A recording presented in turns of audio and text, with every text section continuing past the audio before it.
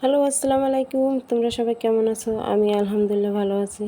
দেখো, আমার মনের ভিতর পৃথিবীর সবচেয়ে বড় সান্ত্বনা জিনিস নিয়ে বসে আছি। পৃথিবীর সবচেয়ে বড় জিনিস কি বলো তো দেখি? পৃথিবীর সবচেয়ে বড় জিনিস মনের ভিতর সান্ত্বনা, পুরস্কার বলো আর শান্তি বলো, যাই বলো, সেই জিনিসটা নিয়ে আমি মনের ভিতর বসে আছি এই কারণে যে ভাবি এইটাই, আল্লাহ যা করে বান্দার ভালোর জন্যই করে। কারণ আল্লাহ যে বান্দার জন্য যা করবে তার চেয়ে আর তো কিছু নাই পৃথিবীতে। তাই আল্লাহ ভরসা, তাই আল্লাহর উপর সবসময় আমি ভরসা করেই থাকি। কারণ আল্লাহ যা করে বান্দার ভালোর জন্যই করে।